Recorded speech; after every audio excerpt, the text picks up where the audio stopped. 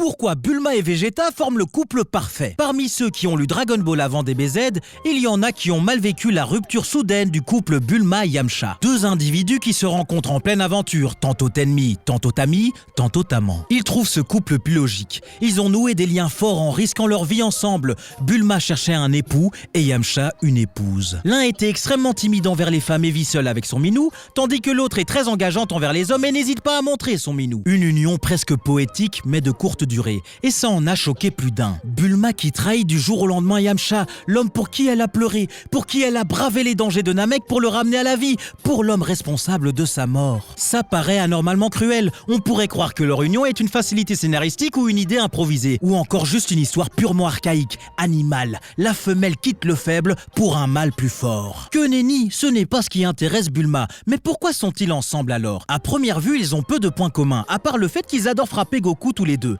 Creusons plus loin. Si leur relation fonctionne si bien, c'est parce qu'ils représentent deux branches du même arbre. Le désir et le pragmatisme extrême. Les deux personnages sont attirés par une forme de pouvoir et ils vont utiliser leurs meilleurs atouts pour obtenir ce qu'ils veulent sans se soucier de l'éthique. Vegeta est un prince insatiable qui désire régner par la force et pour y arriver, il va utiliser ses meilleurs atouts, la ruse et sa puissance. Bulma est une jeune aventurière ambitieuse qui veut dans un premier temps réunir les Dragon Ball pour réaliser son souhait, avoir un mari ou une montagne de fraises. Et pour cela, elle va utiliser son meilleur atout, la séduction. Beaucoup de fans critiquent Bulma parce qu'ils la considèrent juste comme une coquine qui aime montrer son corps à tout le monde, alors que son personnage fait le même exercice de style que Vegeta. Ces deux personnages brisent et en même temps confirment les clichés sur les genres. Vegeta brise le cliché de l'homme héroïque. Il est petit, calvicié, égoïste et frappe les enfants. Par contre, il a un code de l'honneur et est extrêmement fort. Bulma brise le cliché de la princesse au cœur pur. Elle part seule à l'aventure, n'est pas prude, est égoïste, n'est pas l'amie des animaux et frappe les enfants. Par contre, elle se fait sauver à plusieurs reprises comme une jouvencelle en détresse, dépend d'un homme pour sa sécurité et préfère utiliser son esprit que ses muscles. On peut le constater également au cinéma. Si les hommes adorent des personnages comme Goku, Yujiro Hanma, John Wick, Rocky ou autres, c'est parce qu'ils représentent le rêve masculin. Ce sont des hommes qui ont commencé à partir de rien, qui se sont hissés au sommet par la seule force de leurs bras et de leur volonté à toute épreuve. Les figures de shonen vont encore plus loin.